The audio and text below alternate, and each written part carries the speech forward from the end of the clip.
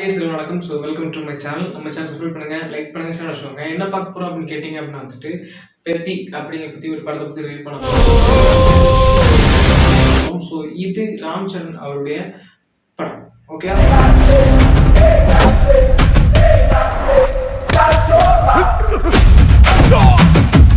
So அது வந்துட்டு இப்போ ரிலீஸ் ஆகிருக்குது.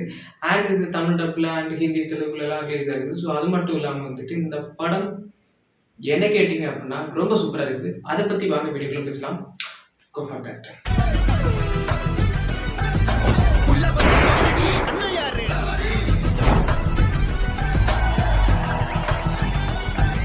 பெத்தி படம் எப்படிப்பட்ட படம் அப்படின்னு கேட்டீங்க அப்படின்னா ஒரு ஸ்போர்ட்ஸ் ஆக்ஷன் எமோஷனல் கலந்த ஒரு படம் தான் பெத்தி. இந்த பெத்தி படத்துல வந்துட்டு ஸ்டார்டிங்ல எந்த மாதிரி இந்த கதை களம் கரு எப்படி போகும் அப்படின்னு கேட்டீங்க அப்படின்னா ஒரு நார்மலைசிங்கா போயிட்டு இருக்கும். அது எப்படி அதுதான் உங்கள்கிட்ட இருக்கிற கேள்வி. அதுக்கு நான் ஆன்சர் தரேன். என்ன அப்படின்னா இந்த இடத்துல ஒரு ஸ்போர்ட்ஸ் சம்பந்தமா வந்துட்டு நம்ம இந்தியா 90 இடத்துல இருக்குது. ஓகேவா, ரொம்ப லீஸ்டான இடத்துல இருக்குது. இதுல 2 மெடல் வின் பண்ணிட்டோம் அப்படின்னு வந்துட்டு கொண்டாடிட்டு இருக்கீங்க. இதுக்கு எதுக்கு இத்தனை பேர் கமிட்டி வச்சு உட்காந்துக்கிட்டு எதுக்கு இந்த தண்ட செலவு அப்படிமா இருந்துட்டு அவங்களுடைய ஹெட் ஆபீசர் கலாச்சிட்டு இருக்காரு. திட்டுற நண்பா ஓ நண்பா, காதுகள் பாவம் இல்லையா? அப்போ சரி, ஒரு உள்ள இறங்கி கொஞ்சம் அலசணும், நம்ம வந்துட்டு புது புது பிளேயர்ஸை உள்ள கொண்டு வரணும் அப்படின்ட்டு ஏதாவது ஐடியா பண்ணலாமா அப்படின்னு ஒருத்தர் வந்துட்டு அந்த டீம்ல இருக்கிற ஒருத்தர் என்ன பண்றாருன்னா அப்படியே போயிட்டு இருக்காரு.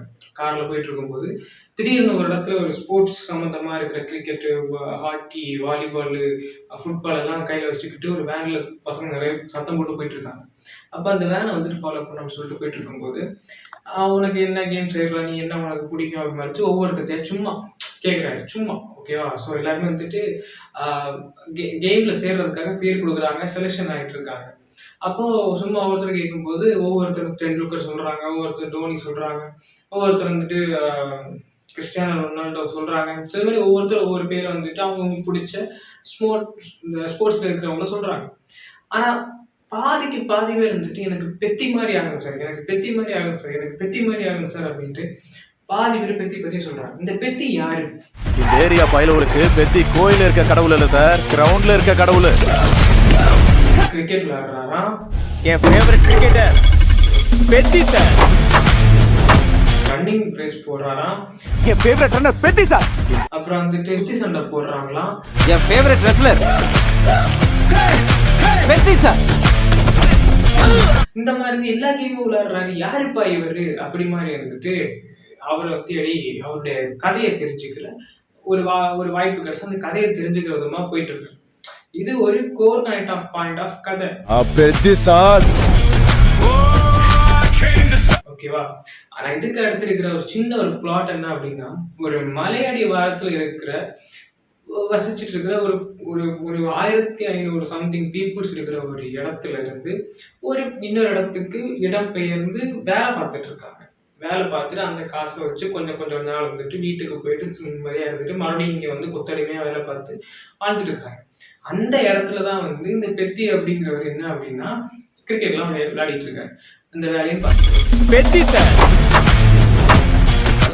ஸோ ஒரு மலையடி வாரத்துல வசிச்சுட்டு வர ஒருத்தங்க தான் இவங்க. அவங்களுக்கு அட்ரஸ் கிடையாது, பேரு ஒழுங்கான அடையாளம் கிடையாது. ஸோ இப்படி இருக்கிறதுல தன்னோட அடையாளத்துக்காக போராடணும் அப்படிங்கிற ஒரு பாயிண்ட் கிடைச்சு அந்த அடையாளத்துக்காக போராடி அந்த அடையாளத்தை வந்துட்டு மீட் எடுத்தாரா? மலையடி வாரத்துல இருக்கிறவங்களுக்கு வந்துட்டு அந்த அடையாளம் கிடைச்சதா? இப்ப நான் யாரு அப்படின்னா என் பேர் ஆஸ்கன். எனக்கு என்ன அடையாளம்? நான் ஒரு இந்தியன். அதுக்கான கார்டு இருக்கு. ஓகேவா. ஸோ அந்த மாதிரி கார்டு கேட்குறாங்க அவங்க கிட்ட. எங்க தேடுவாங்க? அது மட்டும் இல்லாம இந்த இடத்துல ஒரு அடையாளமே இல்லாத ஒரு இடத்துல ஒரு இந்தியன் மேப்ல இல்லாத ஒரு பிளேஸுக்கு வந்துட்டு இங்க ட்ரெயின் எதுக்கு நிற்கும், இங்க ட்ரெயின் எதுக்கு நிக்கணும் அப்படி மாதிரி வந்து சொல்லியிருப்பாங்க. ஏன்னா அங்க ஒரு அந்த ஊருக்கு கிளம்பி போனாலே வந்துட்டு ஒரு நைட்டு ஒரு பகல் பாதி ஆயிடும். ஸோ ஒரு உடம்பு சரியில்லாதவங்க, ஒரு பிரச்சனை இருக்கிறவங்க திடீர்னு வந்துட்டு அங்கேருந்து கிளம்பி ஹாஸ்பிட்டல் போகணும் அப்படின்னா கூட முடியாது. ஸோ அப்படி இருக்கிற இடத்துல வந்துட்டு நிறைய போராட்டங்கள் நடக்குது. எப்படி அப்படின்னா மனு கொடுக்குறாங்க, அந்த பொலிட்டிஷியனை பார்க்குறாங்க, இந்த பொலிட்டிஷியனை பார்க்குறாங்க, யாருமே கண்டுக்கல. லைக் ட்ரெஸ்ஸிங் சென்ஸ் அந்த இதெல்லாம் பார்க்கும்போது வந்துட்டு சீப்போ சீப்போ சீப்போ அந்த மாதிரி இருந்துட்டு யாருமே அவங்கள கண்டுக்காம அவங்கள ஒரு மாதிரி இது பண்ணும்போது அது ரொம்ப ஒரு எமோஷ்னலாக இருக்கும். எவ்வளோக்கு எவ்வளோ ஆக்ஷன்ஸ் இருக்குதோ அந்த அளவுக்கு எமோஷனல்ஸ் இருக்குது.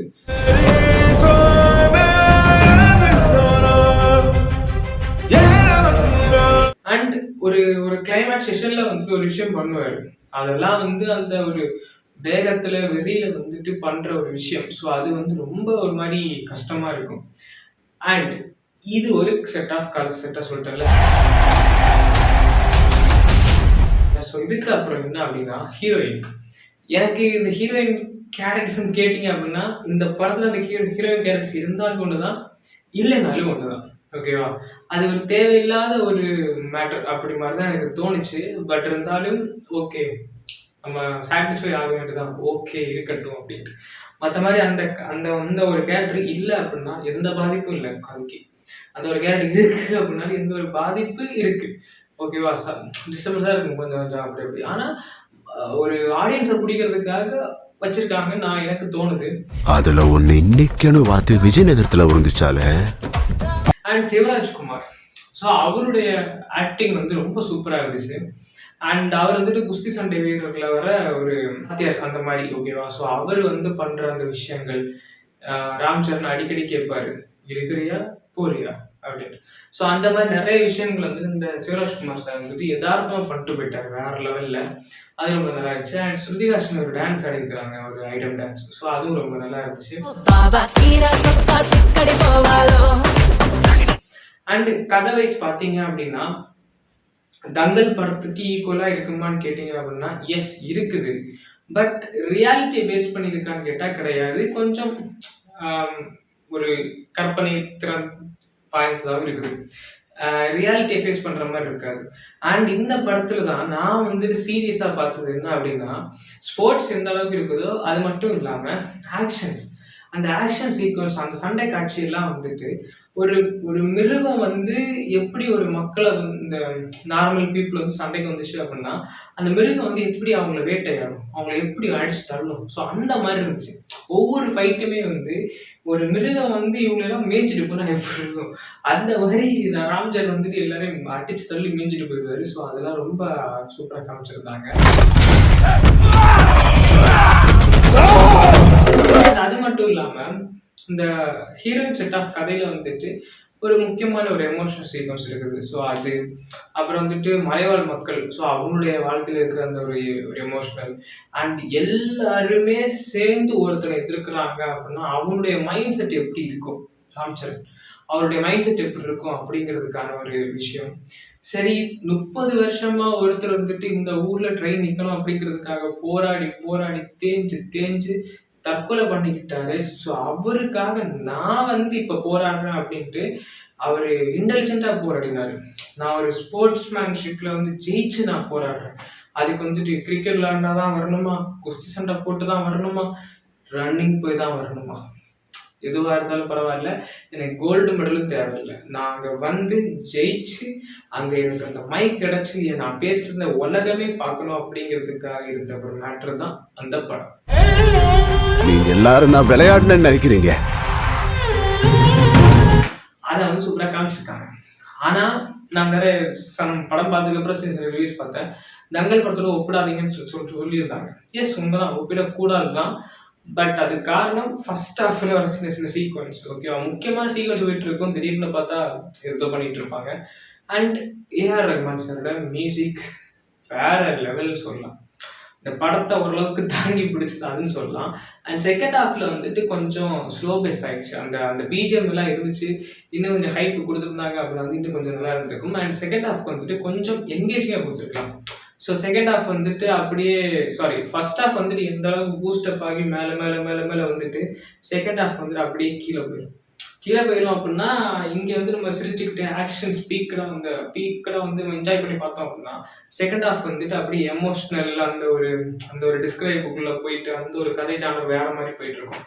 ஸோ அதில் நம்ம வந்துட்டு இவர் ஜெயிப்பாரா ஜெயிக்க மாட்டாரா இந்த மாதிரி ஒரு தோணுதான் இருக்குது. பக்காவான ஆக்ஷன் அப்படி மாதிரி தோணாது. ஃபர்ஸ்ட் ஹாஃப் ஆக்ஷனாக இருந்தால் செகண்ட் ஹாஃப் வந்து எமோஷ்னலாக இருக்கும். ஸோ அதெல்லாம் பார்க்கணும் நினச்சிங்க அப்படின்னா கண்டிப்பாக தேட்டரில் பாருங்க. எனக்கு பிடிச்சிருந்துச்சு, நான் பார்த்தேன், எனக்கு செம்ம இன்ட்ரெஸ்டிங்காக இருந்துச்சு, ரொம்ப பிடிச்சிருந்துச்சு, நானும் என்ஜாய் பண்ணி தான் பார்த்தேன். ஸோ அது மாதிரி நீங்களும் பார்க்க நினச்சிங்க அப்படின்னா கண்டிப்பாக தேட்டரில் போய் விசிட் பண்ணுங்க.